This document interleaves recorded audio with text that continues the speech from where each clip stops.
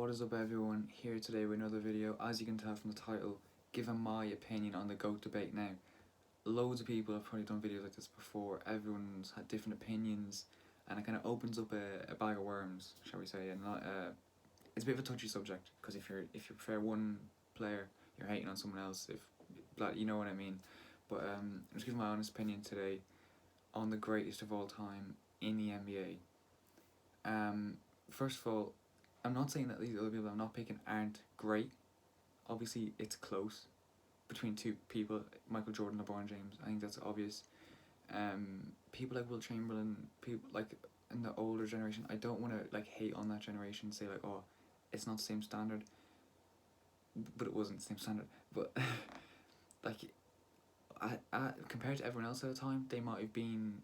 If you're comparing to the rest of the players at the time, the average player, maybe that's the best player in the world, but the best player overall, if they were to play at the exact same time, you're trying to level that playing field, so it's not based on the average, based on if they were actually better than that person at basketball, not based off in comparison to the average player. I think some people, when they're saying Will Chamberlain's the best player ever, will say it oh, he got this many points, this many rebounds, but he's playing against a worse average of player. But he's still not that far off like Michael Jordan and everything, but the average player back then wasn't that good, so it was easier to put better numbers. But obviously he's still great. I'm not saying you can't take anything away from him, because if that's the average, he had to do a lot more to get above that average and then elevate the level. But to get straight to it, great of all time for me has to be Michael Jordan. You can talk about rings, scoring titles, defensive player of the years, all-stars, whatever you want to talk about. The eye test is the main thing. Obviously, I didn't see him play. I have watched actually multiple Bulls games, so I have seen him play, but not live at that time. I haven't seen every single game either. But I think people get caught up in stats and say, oh, all he's got is rings, and then they'll say, oh, LeBron James has lost this many finals. It doesn't matter how many finals he lost, because the ones he got to, he carried the team to get there in the first place, and he wasn't expected to win. Maybe say Dallas and the Spurs, maybe he could have won, but the other two were basically impossible to win. So he has to be applauded for getting the team there in the first place. I think the difference between LeBron James and Michael Jordan, and this is why I have Michael Jordan over LeBron James. LeBron James is a player that can make a bad team into a good team, into a challenging team. He can take a load of bad players and he can make them look good, and he can do well with them. Michael Jordan can make a good team into a great team and win them championships. I think LeBron James obviously does that as well. He makes a good team into a great team, and Michael Jordan obviously can make a bad team into a challenging team as well. But I think LeBron James is better at making that bad team challenge. Michael Jordan is better at making that good team win. The mentality that he had is different to LeBron James. I think the perfect example is that pass to Danny Green in Game 5 of the finals against Miami in the bubble. It was the right play. When you look back at it, he collapsed the defense. He threw it out. Danny Green should have hit the shot. But Michael Jordan wasn't exactly like that. I know he passed to Steve Kerr, and I can't even think of it. He passed twice. I can't. The name's gone from my head. But he has passed it in those clutch situations before. But I feel like that was out of necessity. I don't think LeBron James actually had to do that. So when it was a good play, it should have resulted in Danny Green hitting the shot. But LeBron James could have ran a different play. He could have done something different in the build-up to before he even got to the rim. When he got to the rim, he shouldn't have put up the shot. He should have thrown it back out. But he shouldn't have gone straight for the rim straight away. There was still time left in the clock. He still could have worked something else. And obviously they had a plan before anyways. They knew what they were doing. But they could have waited out. Because even if Danny Green hits that shot, there was still 4 seconds left in the clock. And I don't know if Miami had a timeout. I think they did, but I could be wrong. I'm kind of going into rambling here, but that's just what I mean. Michael Jordan doesn't put himself in that situation where he has to pass. It's only if he has to, and he gets because in the Last Dance documentary, he says to Steve Kerr, they're going to double me. He'll be wide open, hit the shot, and Steve Kerr has the best 3-point percentage of anyone in the NBA history, so it's understandable.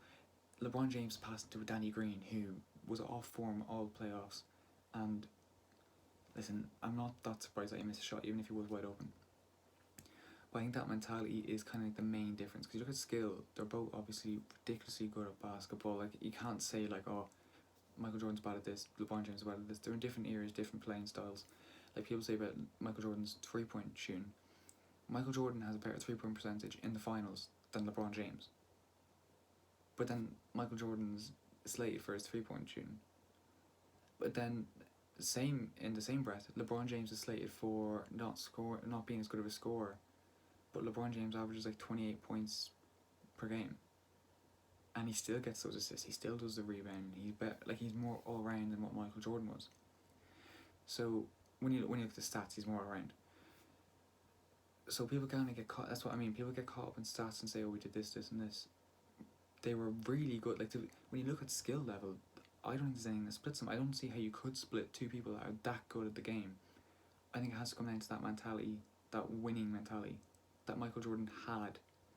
And I think if you give Michael Jordan the team that LeBron James had against Dallas and San Antonio, Michael Jordan wins those series. I'm not going to say him for the Golden State one. The fact that he won one against that Golden State team should be commended, and he won 1 out of 3. That's actually really good. Now, I do think Michael Jordan probably would have won 1 out of 3 series against that team, with the team that LeBron James had. But you can't slate LeBron James then, because if Michael Jordan won 2 out of 3, that would have been ridiculous.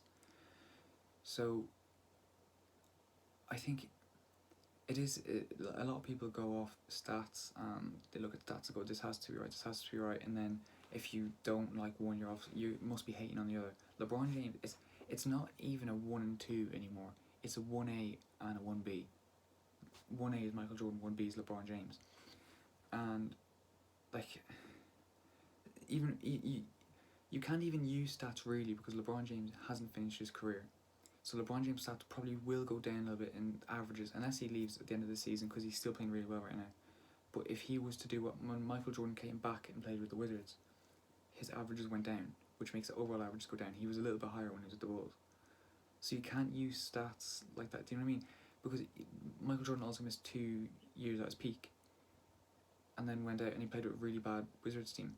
But he was actually playing All-Star at an All-Star level with the Wizards, which isn't appreciated enough. He was putting up All-Star level numbers as well. I think when you look at the stats, it's actually crazy how well he did with the Wizards. With such a bad team, a losing team, to put up those numbers at 39 and 40 has to be commended more as well. I don't think LeBron James will drop off in terms of how well he plays. I think it'll be the same as Michael Jordan when he comes to the end. He'll still be putting up numbers. He'll still be in All-Star teams. He'll still be all of that in maybe not in MVP conversations, but he will be an All-Star. But at the same time, his averages will drop a little bit. He will still be playing great basketball, but we'll still appreciate it. But the chances are he maybe goes back to like Cleveland. Cleveland could be a playoff team by then, but the way they're going, they're actually getting a little bit better. So the averages will drop. So people get caught up on averages, but there's like the fact that Michael Jordan played with the Wizards for 2 years, missed time at his peak, all those different factors. You cannot then go and say, oh, because they haven't played the same games, they haven't done the same things. You're basing them off 2 different things with averages of the same like object. If that makes sense, I'm trying to I'll simplify it. They haven't come up against the same challenge, but you're saying that their averages should match up, or one is better than the other. Michael Jordan might have played against worse defenses than LeBron James, which is why Michael Jordan has more points. But then you could say LeBron James came up the hand checking and all that. Michael Jordan would have had more points because of LeBron's hand checking. The hand checking in today's game, not LeBron's hand checking. It's easier to get to the free throw line. So you can't say, because they haven't come up against the same challenges, not the same rules, not against the same teams. You can't use then 0.1 of an average to say, oh, he's better than. You can't do that. It has to be done by an eye test and looking at both players. For me, it's simple. It has to be Michael Jordan. Like the averages can help you prove a point, but I think the averages are so close that it doesn't really make a difference. I think the whole finals thing does make a difference. The fact that LeBron James had them 2 losses when Michael Jordan, I think if he was in them series, he would have won. and LeBron James Michael Jordan has no losses. I think that has to be taken into account, but it's not a deciding factor. It's not he has 6 rings, LeBron has 4, Michael Jordan's better. Because if you're using that logic, Bill Russell is 11. So I think this video is just to get my opinion across. I think I find it really annoying when people are saying, "Oh, Jordan here, LeBron here, MJ was bad, LeBron's bad, like LeChoke and all that sort of stuff." I find that a bit annoying because it's 1A and 1B. Michael Jordan's a little bit better, but it's still 1A and 1B. And I'm not hating on LeBron, I'm not hating on anyone. I think obviously there's a few people might throw in Kobe or Wilt or someone like that as the GOAT. I think it has to be between the two right now. But yeah, I just think people get caught up and he's better, so this guy's worse, this guy's bad, sorry. That's not how it is. It's 1A, it's 1B. But for me, it is Michael Jordan over LeBron James, and I think it would take a lot for someone to overtake Michael Jordan. I think the only person playing right now that I could see really doing that is Julius Randle. No, I'm joking. It's if Giannis can win a few championships with Milwaukee and not have to create a super team, because I don't think he will get a super team over to Milwaukee, but if he can win a few championships with Milwaukee, I think he has to be in the conversation. If he keeps getting these defensive player of the years, MVPs, I think he has to be in that conversation then, but only if he does it. Fair enough if he wins 2 or 3, goes somewhere else and wins some more with another superstar alongside him. But if he does it without a superstar, with Chris Middleton, who's very good but not a superstar, then he's the only player right now that I can see ever being in that conversation whatsoever. But even at that, it's a stretch. I don't think he will be. But he will be in that kind of, who would you put in there, like Kobe or Tim Duncan or something like that. That level, if he keeps going the way he is, then moves and wins a few championships. But yeah, he's the only player I can see right now. Basically, this video is just to get my opinion across the whole Michael Jordan, LeBron James thing. I think it has to be between them two. It's 1A, 1B. Michael Jordan a little bit better, but not by a lot. LeBron is not LeChoke. LeBron is incredible. But right now, LeBron James could go win like 4 more championships and put up ridiculous numbers, and you have to say, yeah, he's the GOAT. But right now, Michael Jordan is the greatest of all.